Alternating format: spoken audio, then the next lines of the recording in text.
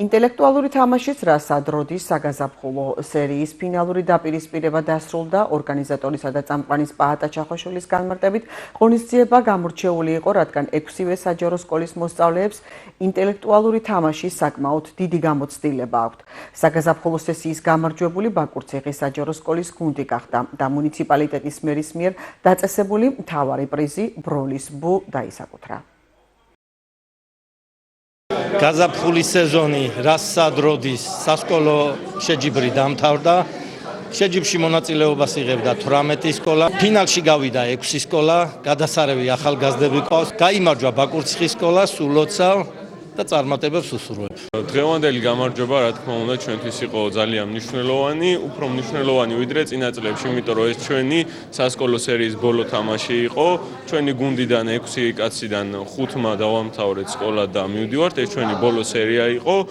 დღევანდელი თამაში ფინალი ძალიან დაძაბული იყო, ყველა მონაწილე ღირსეულად იბრძოდა და ბოლოს ისე მოხდა, რომ ერთი ქულით მოვიგეთ ჩვენ და საუკეთესო მოაზროვნე გავხდით. დასრულდა გაზაფხულის სერია ინტელექტუალურ თამაში რასად როდის.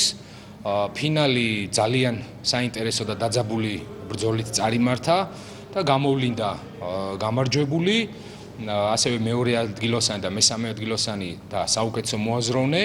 ფინალმა გაამართლა და საკმაოდ შედეგებით კმაყოფილი ვარ მე როგორც ავტორი და წამყვანი. გამოცდილმა მოთამაშეებმა მიიღეს მონაწილეობა იმ კუთხით, რომ უკვე დაამთავრეს სკოლა, მე-12 კლასელი ბევრი იყო ფინალისტებს შორის და ამიტომაც ესეთი საინტერესო ბრძოლაც ვიხილეთ. მოხარული ვარ, რომ რეგულარულად ტარდება ინტელექტუალური თამაშები ჩვენს მუნიციპალიტეტში და მადლობას მოუხდი თამაშის ორგანიზატორებს, ჩვენი მუნიციპალიტეტის მერიასა და საკრებულოს.